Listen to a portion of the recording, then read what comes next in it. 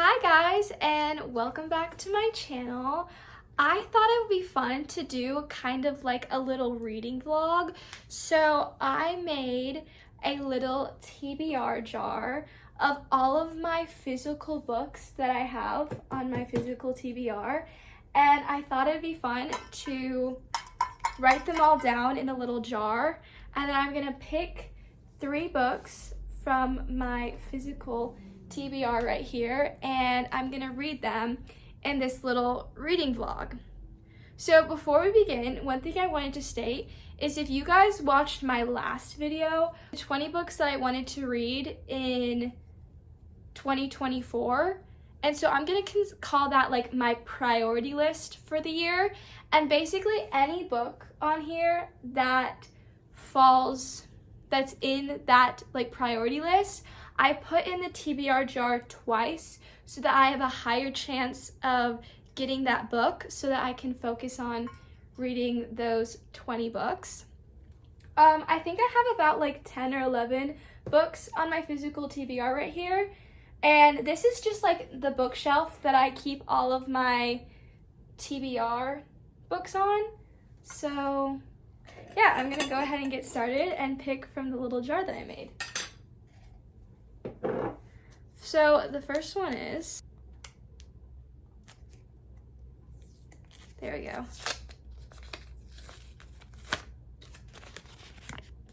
So this is the first book. It is The Alchemist by Paulo Coelho. I believe that's how you pronounce his last name. I looked it up. I think that's how you pronounce it, Coelho. So this is the first book on the reading vlog. I'm just gonna set the list right here.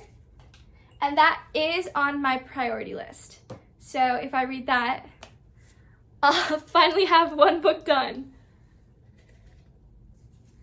Okay, the next book is A Raisin in the Sun by Lorraine Hansberry, which is a play and is also on my priority list. Okay, let's see what the next book is. This time I'm gonna actually dig around.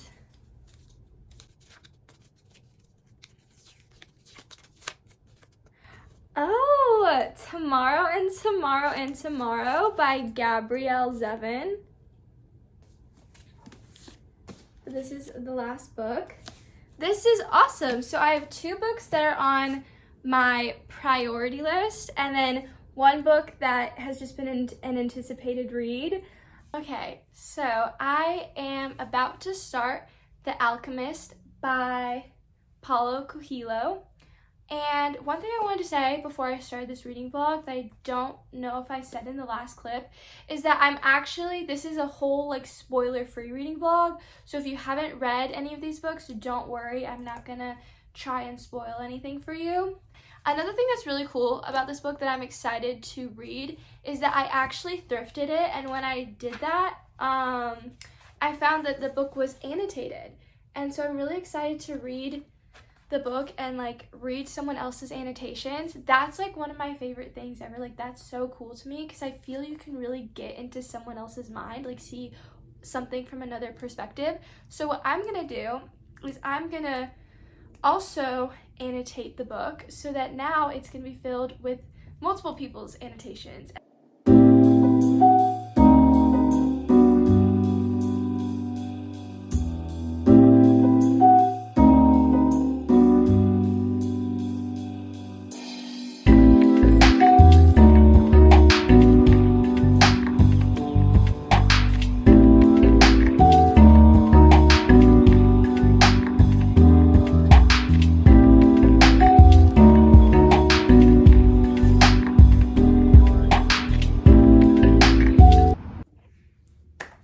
Hi guys, so let me pull the book up.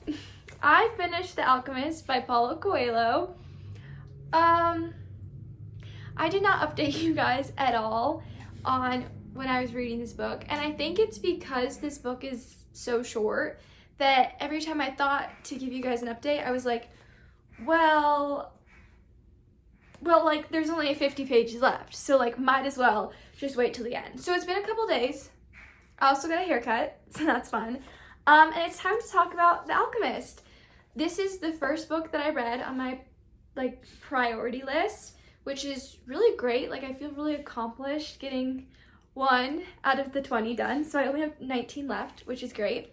And it dwindled down my physical TBR, which is also great. So let's talk about The Alchemist. What is this book about? This book is about a boy who goes on this journey to accomplish his dreams. And it's all just about, like, it really is a very, like, philosophical kind of book. It's very magical and spiritual, and it really makes you think about, like, your dreams and your goals and, like, kind of how to achieve them and different things like that. And I really, really loved it. I thought it was so beautiful, and it definitely gives, like, I guess kind of like a cozy fantasy vibes, because the stakes aren't really high, but it makes you think while you read. And I think that that's why this book actually took me a long time to kind of read, is because every single page and every single line was so important and so impactful, and it made me like really think as I read. And I told you guys, like, one of the things that was really cool about this book is that it had other people's annotations. So it was really awesome to read it and annotate it myself, and then also see other people's annotations. So I'm gonna give it a 5 out of 5. Like, it's a 5-star for sure. So the next book that I picked out of the jar was A Raisin in the Sun by Lorraine Hansberry, which is a play. And I believe this is, it's also like around 150 pages. So I'm going to try and update you guys more, because I absolutely failed with The Alchemist. And I'm going to try my hardest not to fail with this book. And once I finish this, it will be 2 down on my priority list and 2 down on my physical TBR. Hi guys, so I have a little update for Raisin in the Sun. I'm on page 96 of like 150, so I have a little bit more than halfway done. I wanted to give a little update because when I was talking about this play, I had no idea what it was about. I really had no idea. I just remember people recommending it to me, and I was like, okay, sounds good. So now I actually kind of have an understanding about what this play is about, and I feel like I need to share it because it's, again, really beautiful, and very interesting how this vlog is going so far, considering that the last book we read, The Alchemist, was all about like achieving your dreams, and this play is essentially all about what happens to people when they are not able to achieve their dreams, and why, and like people who just kind of weren't given the opportunity to. But yeah, it follows a Black family in Chicago South Side, and basically this whole play and the title, A Raisin in the Sun, is based off this Langston Hughes poem, and I feel like I should read it because I feel like that really encapsulate the story. But the Langston Hughes poem says, "What happens to a dream deferred? Does it dry up like a raisin in the sun, or fester like a sore and then run? Does it stink like rotten meat, or crust and sugar over like a syrupy sweet? Maybe it just sags like a heavy load, or does it explode?" So that's the little poem at the very beginning of the play. It kind of prefaces what this play is about. And I guess I'm assuming that's the title, A Raisin in the Sun, is basically like this idea that these people's dreams kind of dried up like a raisin in the sun.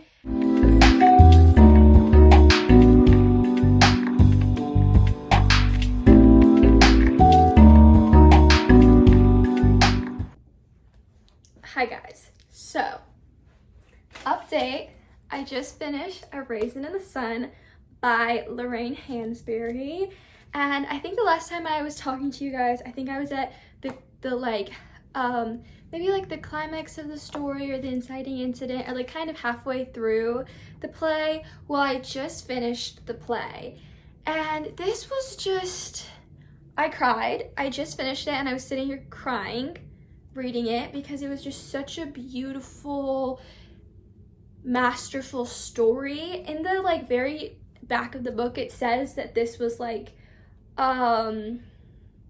this play changed American theater forever, and is just like just a very beautiful crafted story about people and dreams and life. I wanted to say that basically what happens is that these people, each individual person in this story has their own dream that they want to achieve, and they kind of, in reality, they all kind of can't coexist at the same time, essentially because of money. Like, no matter how, like, if you have, like, in this movie, in the whole play, the whole thing is they have this certain amount of money, and they want to find a way for each person's dream to happen with the amount of money that they achieved. And sadly, that just wasn't possible. So something goes down, and it seems like all of their dreams aren't going to work out. It seems like all of their dreams are going to fail. They're going to crash and burn. It's heartbreaking. It's sad. And then they all kind of come back together, and they fight for that one unifying dream as a family. That was my thoughts on reading A Raisin in the Sun by Lorraine Hansberry. I'm gonna give this book a 4 stars. So I have now finished reading, let me find it, The Alchemist by Paulo Coelho, A Raisin in the Sun by Lorraine Hansberry, and the final book in this video's reading vlog is Tomorrow and Tomorrow and Tomorrow by Gabrielle Zevin. And I'm about to start this book, and I will update you guys.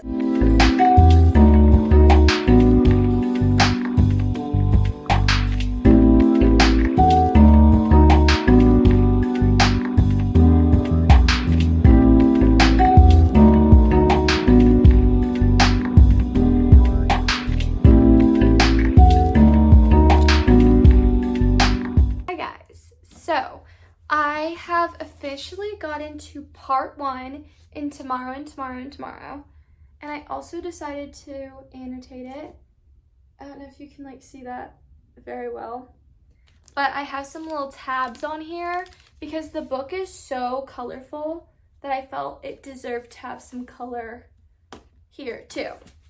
So, this book is about 2 kids who are like video game lovers, and it's about Sam and Sadie, and I believe they're both going into a like video game career, like they both want to start video game careers, but they come from like very different lives, and their lives kind of entwined when they were little kids.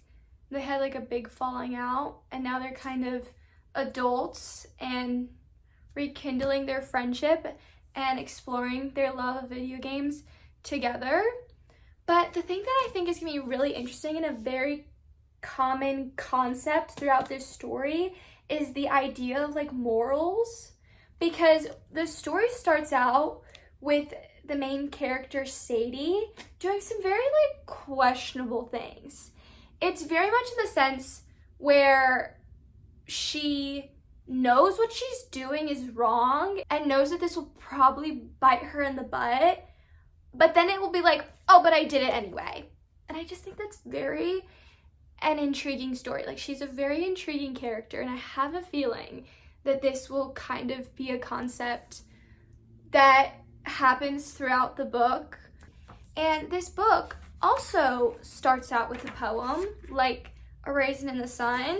It starts out with this poem by Emily Dickinson, which says that love is all there is, is all we know of love. It is enough. The freight should be proportioned to the groove. So that's the little poem at the beginning of the story. I don't really exactly know what that means, but I'm sure I'll know, maybe, by the end of the book, what that means. And also, I thought it was very interesting that, like, this cover, the wave was really cool. And I found out in the book that this cover right here is based off of, like, a famous painting, and it was even referenced in the book. So I have a feeling this is gonna come back into play somewhere. I'm just not exactly sure where.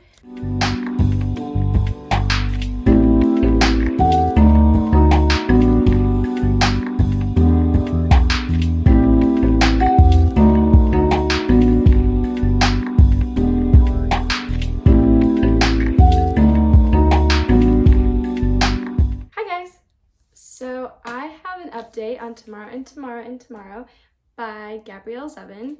I am now about over 100 pages in. I'm about 130 pages in. Let's see, like 150 maybe? Yeah, I'm like 150 pages out of like 400. So I've gotten a little ways into the story now. I'm about,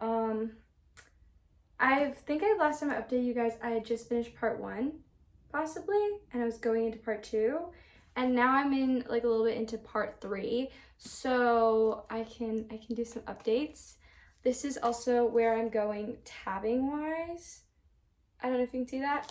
There's a lot to tab actually, which is making me a little nervous because actually I've been tabbing this and I'm like running out of tabs. I don't know if I'll be able to have enough to finish, which is making me nervous, but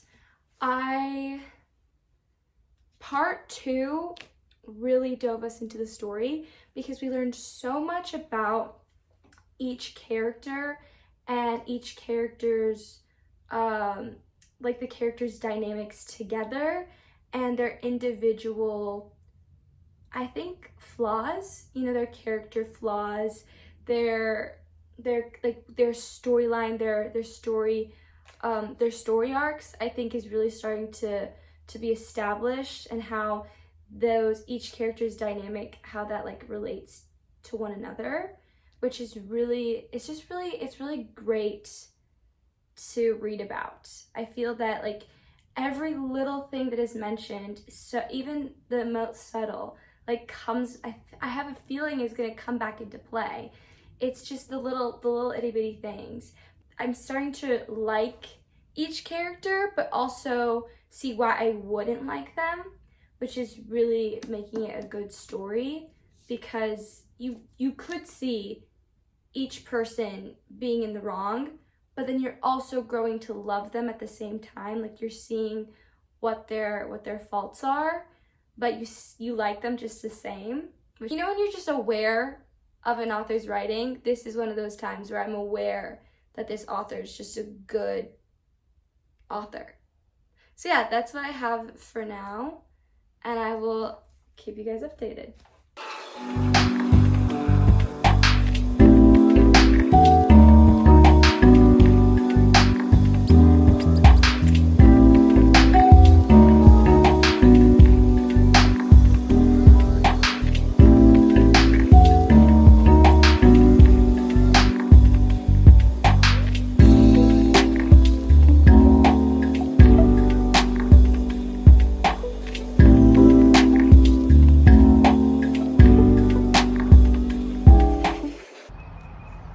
Okay guys, I'm officially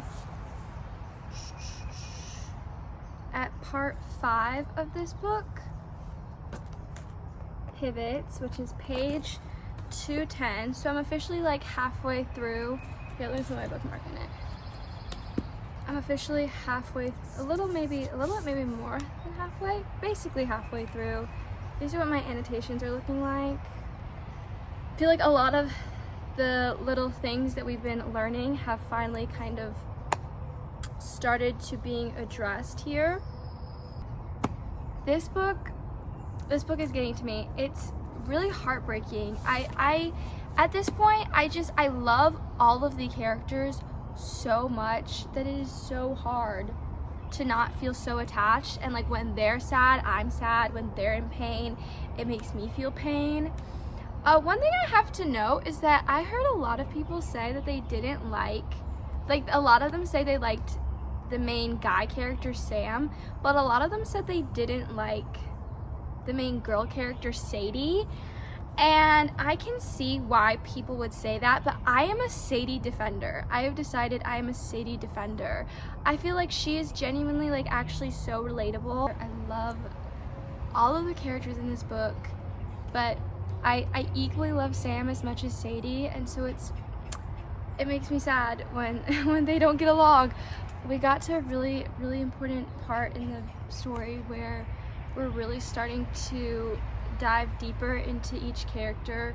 And like, I remember at the beginning I talked about how Sadie is like making decisions and choices where it's like, why is she doing the things that she's doing? Like, why is she acting like that when she knows it's wrong and she knows it's gonna hurt herself?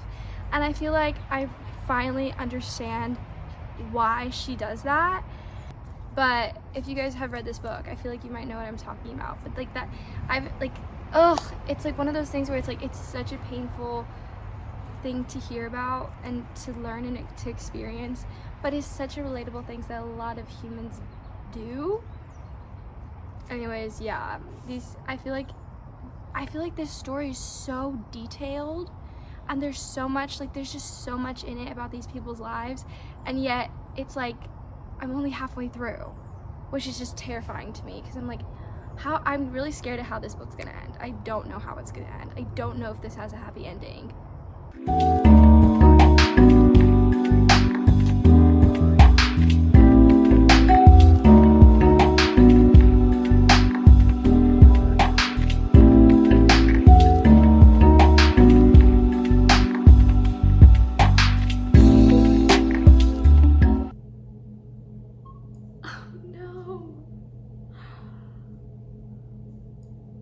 Oh no.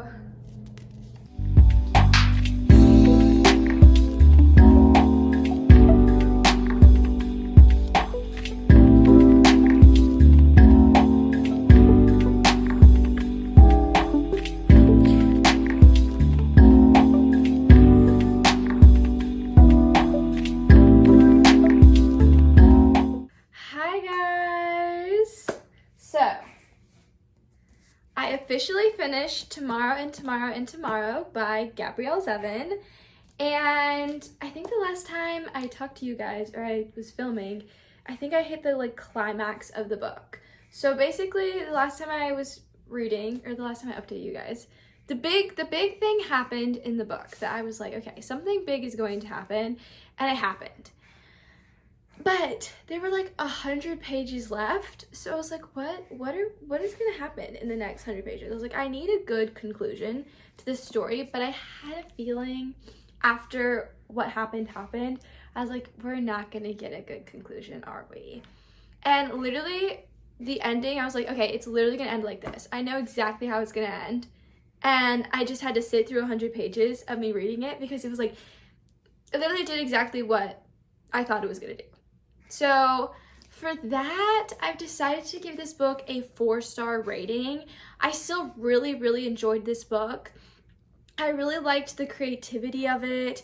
I really liked how they, like, if you are an artsy person, I feel like you would like this book. If you like video games, if you like books, if you like poetry, art, design, I feel like you would really enjoy this book. It is truly for the creative mind, which I really appreciated. But I think just like at the end, the last 100 pages were just really slow for me. And I felt like the main conflict of the story was just like miscommunication. Genuinely, throughout the whole entire book, the two main characters I was like just waiting for them to like finally just break that wall and like finally have like a deep conversation, but they just never did. And so I felt like for that, like the book kind of fell flat in that aspect, but every other aspect I absolutely adored. So for that, I'm gonna give it 4 stars. And that also concludes the end of this reading vlog. I swear I've been like making this forever now. It feels like this is taking me so long. But let's real quick recap all the books that I read in this video. Starting off, I read The Alchemist by Paulo Coelho, I think is how you pronounce it. And I gave this book a 5-star. If you want to get into like more philosophical reading, I would highly recommend this book, and it's really short and sweet. 5 stars. Then I read a play, which is A Raisin in the Sun by Lorraine Hansberry, and I believe I gave this 4 stars as well. It was very like more of a realistic like it really was like a real, it felt really true. Like it felt like a true real story, and it depicted the reality for a lot of Americans out there. 4 star. And then finally, Tomorrow and Tomorrow and Tomorrow by Gabrielle Zevin, also 4 star. So that concludes the end of me reading my physical TBR and reading, and TBR picks my reads. As you can see here, I did buy a couple more books, so I forgot how many I had when I started this video. I think it was like around 9 or 10, and then I read 3, and I actually did read a couple more in between filming this video. But I have, I think, 10 now still, so wait. Yeah, I have 9. So I'm gonna have to look back and see how many I had at the beginning of the video and see if I actually did shrink my TBR at all. But I am still really proud of myself because these are books that have been on my radar for a long time that I've just never been motivated to read. So if you guys enjoyed this video, please let me know, and I will possibly do more videos like this in the future. I really enjoyed doing the TBR jar. I really enjoyed the accomplishment of like reading my physical TBR, and also the accomplishment of reading books that were on my like priority list. I'll let you guys know. I think I've read about 3 from that list now, and I'm really want to focus on reading more. So I might do a video like that.